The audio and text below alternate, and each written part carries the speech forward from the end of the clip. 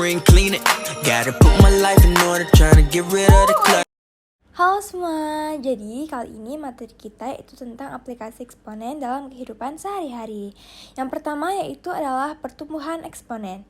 Pertumbuhan eksponen berarti kenaikan atau pertambahan nilai suatu besaran secara eksponen dari waktu ke waktu. Nah, rumusnya bisa kalian lihat sendiri ya, dan di sana juga sudah ada keterangannya. Nah, kegunaannya yaitu untuk menghitung pertambahan penduduk, perhitungan bunga majemuk di bank, peningkatan hasil panen, pembelahan atau perkembangbiakan bakteri, peningkatan kasus COVID-19, dan lain sebagainya. Lalu, yang kedua adalah peluruhan eksponen. Peluruhan eksponen berarti penurunan atau penyusutan nilai suatu besaran secara eksponen dari waktu ke waktu. Nah, untuk rumusnya kalian bisa lihat sendiri ya, dan di situ juga ada keterangannya. Terus kegunaannya dalam kehidupan sehari-hari itu apa aja sih? Nah, kegunaannya yaitu untuk menghitung penurunan hasil panen, penurunan kasus COVID-19, dan lain sebagainya. Nah, berikut adalah contoh dari pertumbuhan eksponen. Penduduk Provinsi Jambi pada tahun 2020 mencapai 3.550.000 juta jiwa. Apabila jumlah penduduk meningkat dengan laju 3% per tahun, maka penduduk di Provinsi Jambi pada tahun 2024 diperkirakan sebanyak. Nah, dari soal di atas, kita memasukkan rumus MN sama dengan MO dalam kurung 1 ditambah A pangkat N. Nah, MN-nya berapa sih?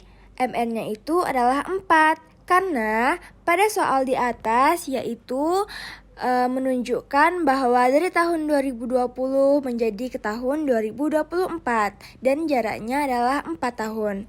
Nah, untuk M0-nya yaitu adalah nilai besaran awal. Nilai besaran awalnya berapa sih? Nilai besaran awalnya yaitu 3.550.000 juta jiwa. Untuk tingkat pertumbuhannya yaitu kita ambil dari soal 3%. Nah, 3% itu sama dengan 0,03. N-nya kita samakan 4 karena N adalah waktu pertumbuhan. Untuk menyelesaikan soal di atas, kita masukkan angka-angka yang sudah kita ketahui ke dalam rumus. Nah, setelah itu kita kerjakan dahulu yang di dalam kurung, yaitu 1 ditambah 0,03. Setelah kita jumlahkan, kita mendapatkan hasil 1,03 pangkat 4. Nah, setelah kita memangkatkan 1,03 pangkat 4, kita akan mendapatkan hasil 1,125500881 dan akan kita kalikan dengan 3.550.000 dan mendapatkan hasil 3.995.556,28 juta jiwa. Tapi untuk penyelesaian yang di atas itu adalah dalam kurun waktu 4 tahun.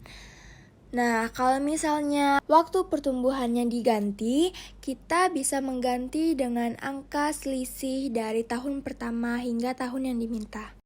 Untuk gambar grafiknya, kalian bisa memerhatikan gambar yang di samping ini ya.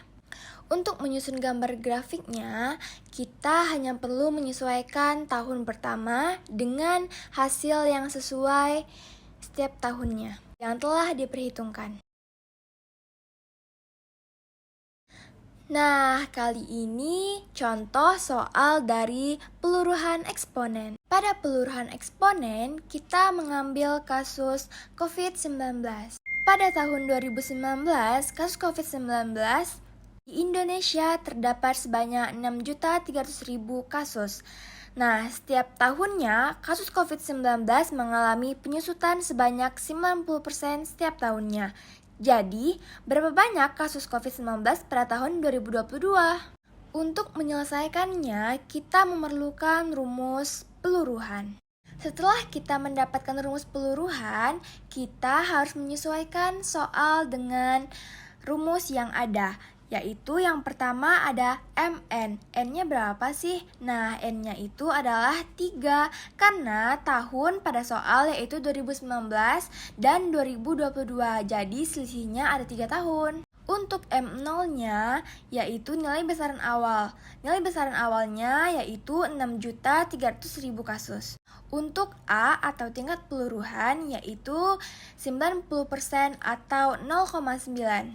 Untuk pangkat N-nya kita ambil dari waktu peluruhan dari selisih tahun 2019 dan 2022 yaitu adalah 3 tahun. Untuk menyelesaikannya, kita perlu memasukkan angka-angka yang sudah kita ketahui ke dalam rumus. Setelah kita masukkan ke dalam rumus, kita kerjakan dahulu yang di dalam kurung, yaitu 1 dikurang 0,9 pangkat 3. Hasil dari 1 dikurang 0,9 yaitu adalah 0,1 pangkat 3.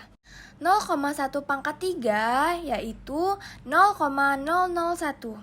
Setelah kita mendapatkan hasilnya, kita kalikan dengan 6.300.000 dan mendapatkan hasil 6.300. Jadi, perkiraan kasus COVID-19 pada tahun 2022 adalah 6.300.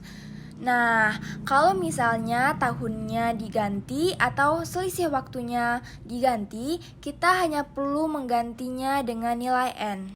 Semoga materi kali ini bermanfaat dan mudah dimengerti ya semua. Dadah!